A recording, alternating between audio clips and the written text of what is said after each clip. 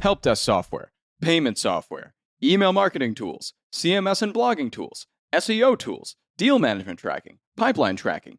You don't need more tools to get more out of your business. You just need HubSpot. Their all-on-one customer platform is a dream come true for every member of your team, with best-in-class campaigns and workflows to generate more leads for marketing, category-leading pipeline management to help sales close more deals, powerful AI chatbots, and a knowledge base to help service teams scale, and it's built to deliver results and revenue faster to help your business grow. So dump the disconnected tools and the chaos that comes with them. Discover what HubSpot's all-on-one platform can do to streamline your business. Visit HubSpot.com to grow better today. Happy Friday, everybody. It's June 7th. I'm John Weigell here with Ben Berkley, and this is the Hustle Daily Show.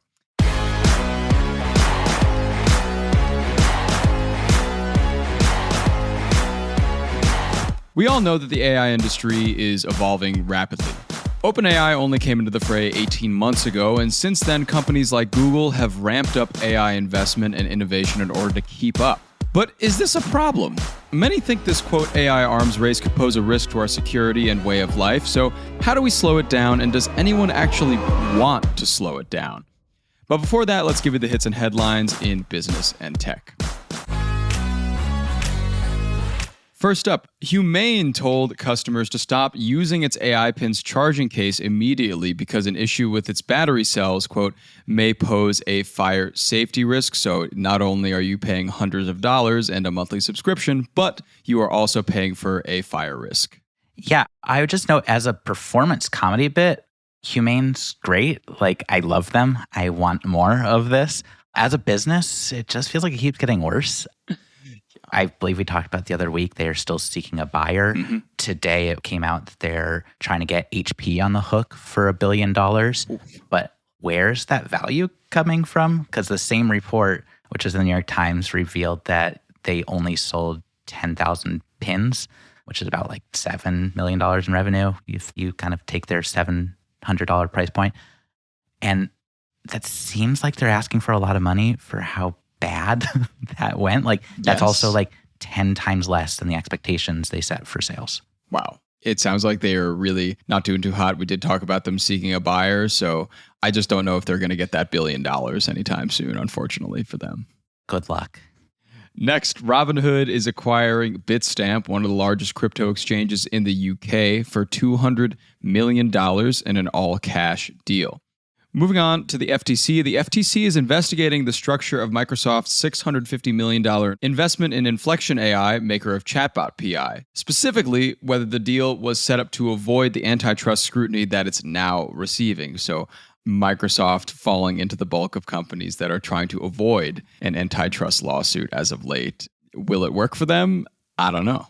Yeah, I mean, I think that this isn't going to change anything for them in that they are like a permanent fixture, like every other big tech company on the FTC to investigate list.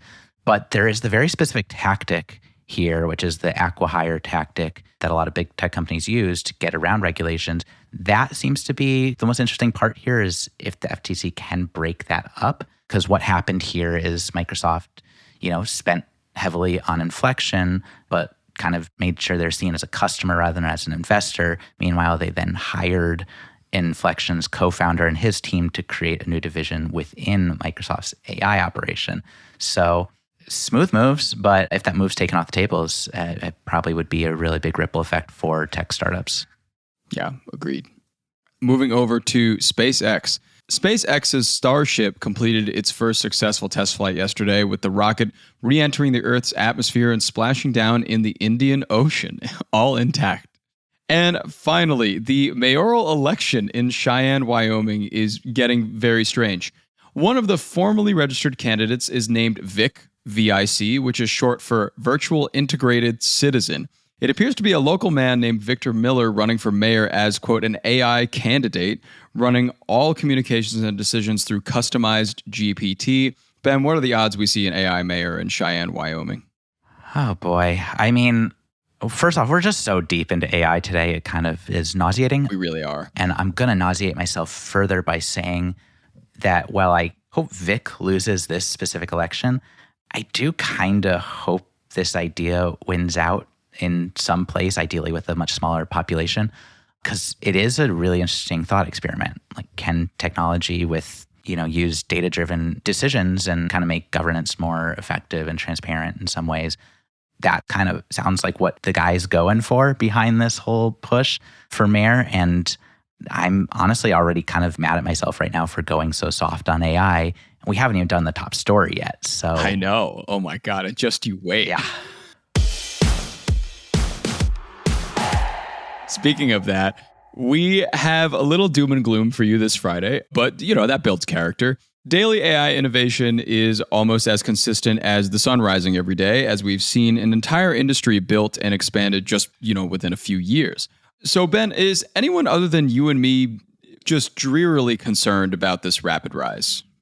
I mean, yes. And so many people are, and so many people who are far more qualified than you and I to have those concerns, actual researchers in this space and people who have built this technology truly from the ground up. Mm-hmm. Something that we talk about kind of as a footnote so often is they are often putting out letters and giving interviews saying, we should probably slow things down. We can truly go down a long list over the last even just year or so of people who are speaking up and saying there are a lot of risks here. And some of them range from just like society as we know it could be damaged and we can't control it, to it will definitely end humanity. So there are a lot of people who are sounding the alarms. I think what's happening now is we're kind of like in shrug mode, and it doesn't feel like there's the ability to put that genie back in the lamp. Right. Yeah, it doesn't feel like anything is necessarily being done to kind of curb the rapid integration of AI into everyday lives. But as you mentioned, like going down a list here, you would think this only started recently of people kind of talking about AI as a danger or a risk, but it goes even back to last year in 2023, and it goes all the way up to today when just recently OpenAI dissolved their safety team, which of course we've heard recently from CEO Sam Altman that they have created a new security team with him at the helm, but obviously that didn't make a lot of people feel a lot better. But this latest open letter is kind of what you're focusing on in this article. Could you tell me a little bit about the latest iteration? Yeah. So, I mean, I think there have been open letters. I was tracing them back many, many years. And, you type in AI and Armageddon and you're like in the 2010s and you're like, okay, some people are ready for this. And we're still sounding those same alarms now. The new letter from this week was signed by 13 employees or former employees, largely around OpenAI and Google DeepMind. And what they were doing contrasted a lot of the previous letters, which have been so focused on just calling out how very scary this could get. And in this case, they're just focusing on how can we make sure that people who want to speak up against it aren't retaliated against. So to me, that just signals that we've crossed the threshold from let's try to enact change to let's allow people to try to enact change without fear of retribution. Yeah. And that's a real fear. When a lot of these companies have a lot of the power that they have in the AI industry and kind of in the big tech space, it is getting harder and harder for people to come out and be against this sort of thing or pass regulation or for anything to happen like that, especially like on a governmental level. But with something like this, with people working in the industry having this perspective, it kind of echoes a little bit extra over anything in the past as well. Yeah, I mean, I think that within this AI industry, you've always had more of a pro-safety crowd and more of a let's just break things and see what happens crowd. And, that pro-safety crowd is just increasingly drowned out. Again, like we're talking, we can trace that over and over again where people have spoken up and then a couple, tens of billions come in the door and suddenly what safety fears? Let's keep pushing. Let's get that. Let's be first. And I think, you've reached that tipping point where the fear of falling behind for those in power seems to have just really significantly outweighed the fear of AI doom. Yeah, that seems kind of like what we're heading towards, unfortunately, because as you kind of mentioned before, speed and innovation largely, it seems, is taken over safety. And as these companies begin to innovate, and you mentioned even as OpenAI continues to innovate and do new things, and GPT-4o comes out and shocks the world, that forces other companies like Google to go even faster at a breakneck pace, and so on and so on. It's kind of like an AI Cold War in the US, weirdly enough. Yeah, I mean, I think now we're seeing Apple was perceived as behind. Right. They're going to start moving a lot faster than they were going to. Yes. I think that given the sheer amounts of money in the mix, and we're talking trillions of dollars, the appeal to safety just isn't going to matter quite so much in the face of that. I think that, people want to win. Yeah. And in a world where AI is going to be a big factor, you have to. The US is trying to edge out China, and China is trying to get back into the game there. And, every company is trying to go at, everyone just needs to have that feeling of being ahead. Mm-hmm. And that is not something that's going to be conducive to safety. And again, we're seeing internal whistleblowers who are essentially acknowledging that we need more oversight and we don't think we're going to get it. And they just want the right to be protected while they say it. Yeah.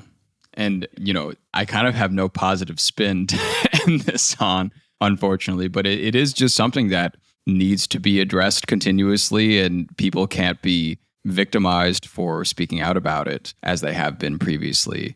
There needs to be some sort of committee, I feel like, set up to control something like this and be able to properly regulate what's going to happen, because as crazy as it is right now, I swear in a year it's going to be way crazier than it is. So yeah, there's just a lot here.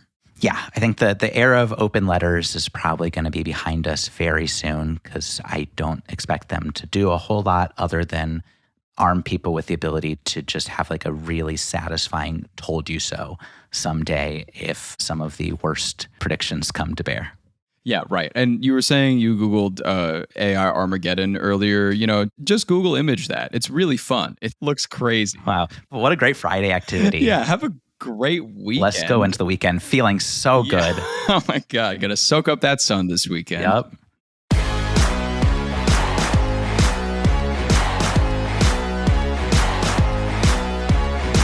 All right, and that's going to do it for us today. Thanks for tuning into the Hustle Daily Show. We're a proud part of the HubSpot Podcast Network. Our editor today is Robert Hartwig, and our executive producer is Darren Clark. We've got a ton more tech and business coverage in our newsletter. If you're not subscribed, go sign up at thehustle.co/email, and we'll see you Sunday.